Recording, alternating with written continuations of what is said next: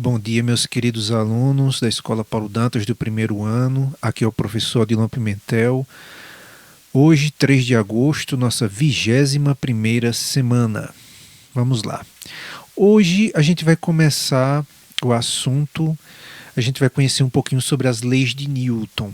Hoje a gente vai estudar a primeira lei de Newton, né? A primeira lei de Newton, que também é conhecida como a lei da inércia. Depois, com o tempo, que a gente vai conhecer, logo depois, a segunda lei de Newton, a gente não vai estudar hoje, que trata sobre a questão da interação das forças, que é um pouquinho que a gente já estudou da resultante das forças. E a terceira lei de Newton, que fala sobre a lei da ação e reação. Mas hoje a gente vai ficar só com a primeira lei de Newton, é bem simples, é mais um conceito. Hoje a gente não vai ter cálculo. Existem cálculos sobre essa lei, mas a gente não vai aplicar esses cálculos, ok? A primeira lei de Newton, deixa eu colocar aqui o laser point. A primeira lei de Newton é chamada de lei da inércia. Vamos aprender essa palavrinha inércia. Tenho certeza que vocês já sentiram isso no corpo. Já perceberam quando a gente está dentro de um carro, né? E aí o carro está na pista. Vamos usar como exemplo a pista ao invés da estrada de chão. E aí quando ele faz a curva, o corpo da gente não tende a ir para o outro lado. Já sentiram isso? Essa sensação de que o corpo da gente está pesando para o outro lado? É porque nosso corpo tem uma tendência a permanecer no mesmo trajeto que estava antes. O carro segue, né, fazendo a curva, mas o corpo da gente quer continuar seguindo aquela mesma trajetória. Esse fenômenozinho a gente chama de inércia. Ou, por exemplo, quando o carro dá aquela acelerada e você vai para trás. Por quê? Porque seu corpo estava em repouso, mas o carro é que acelerou, ele te puxou e aí seu corpo, como estava em repouso, ele vai para trás. Ou então, quando o carro está em movimento, que freia de vez, aí o seu corpo vai para frente, porque se seu corpo estava em movimento, o carro está parando, seu corpo continua em movimento. Por isso que você sente o peso ir para frente. Esse fenômeno na física a gente chama de inércia. Não sei se deu para entender esses exemplos. Inclusive, eu vou mostrar com algumas imagens aqui, algumas animações. Então, resumindo assim, teoricamente, sobre o que é inércia, diz assim, ó: todo corpo continua em seu estado de repouso, ou seja, parado, ou de movimento, em uma linha reta, a menos que seja forçado a mudar aquele estado por forças aplicadas sobre ele.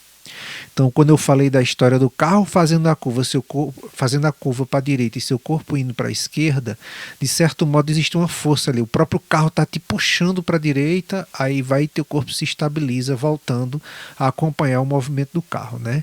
Então, um corpo que está em movimento tende a permanecer em movimento, a não ser que alguma força, alguma outra força, atue sobre ele para ele parar. No caso dessa bolinha, eu posso considerar aqui o chão como um atrito. O atrito vai causar a parada da bolinha, mas se não fosse, se eu desconsiderasse o atrito da bolinha com o chão, né, esse contato, essa bolinha ia ficar, vamos supor que aplicar sobre ela uma força, ela vai ficar rodando eternamente, certo? É o que acontece, por exemplo, com os satélites que estão girando ao redor do planeta Terra nesse exato momento. Como no vácuo quer dizer ausência de matéria, então não há atrito. Se não há atrito e eu consigo colocar eles a uma certa velocidade, eles ficam eternamente ali girando a mesma velocidade, porque não tem atrito, não tem nada para parar eles. No caso de uma bolinha, quando a gente joga uma bolinha e ela vai diminuir a velocidade e para, é por conta do atrito com o chão.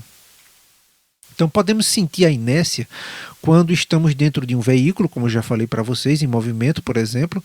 Quando o veículo é acelerado, sentimos que o nosso corpo é pressionado contra o banco do carro. Da mesma forma, quando o carro é bruscamente freado, temos a tendência de continuar nos movendo, ou seja, nosso corpo vai para frente com velocidade constante e em linha reta, né? Olha só, esses testes são feitos com carros para saber se eles são seguros. Percebam que esses bonecos que vêm atrás, o carro ele para de vez, mas o corpo tende a continuar em movimento.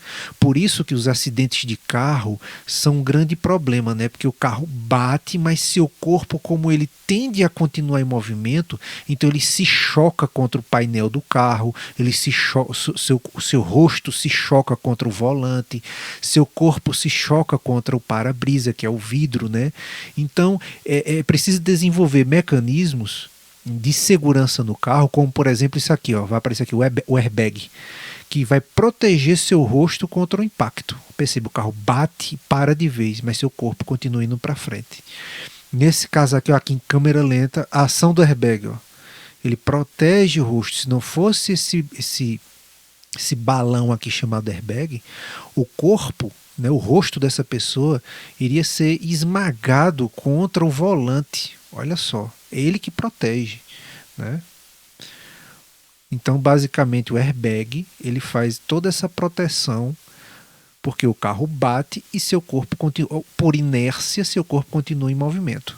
Estou entendendo o que é inércia, né? Acho que fica fácil de entender o que é. Além disso, quanto maior for a massa de um corpo, maior será a sua inércia.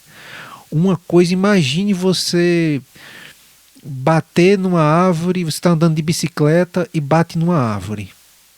Não é a mesma energia de um caminhão carregado de tijolo batendo contra uma árvore. Um caminhão carregado de tijolo tem muito mais, né, uma massa muito maior. Então percebam que a inércia vai ser maior.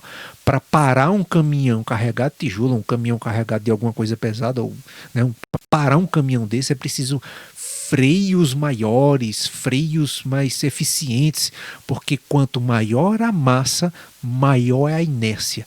Assim, alterar o estado de movimento de um corpo de massa grande requer a aplicação de uma força maior. Corpos de massa pequena têm seu estado de movimento alterado facilmente com a aplicação de forças menos intensas. Acho que ficou claro isso aí, né? Ao rolarmos uma bola no chão, ela para diante de nossos olhos. Jamais esperaríamos que ela rolasse eternamente, sem fim. No caso descrito, porém, a bola está sujeita a uma força resultante que não é nula, ou seja, há uma força de atrito entre a bola e a superfície do chão, desacelerando o objeto continuamente. Então perceba aqui, ao chutar uma bola de boliche, a massa como a massa da bola é maior, então aplicando a mesma força, o deslocamento é menor. Mas se a massa for menor, como por exemplo um balão cheio de ar, o balão vai para mais longe, né? Então observe, a mesma força aplicada, mas como as massas são diferentes, então o deslocamento é diferente. Bom, pessoal, a aula hoje foi super rápida, né? Foi só apenas para vocês entenderem o conceito de inércia, que diz que todo corpo em movimento tende a permanecer em movimento até que alguma força, né, atue sobre ele para que ele venha a parar, né? E um corpo parado, ele só vai ser colocado em movimento se alguma força agir sobre ele para colocá-lo em movimento, né?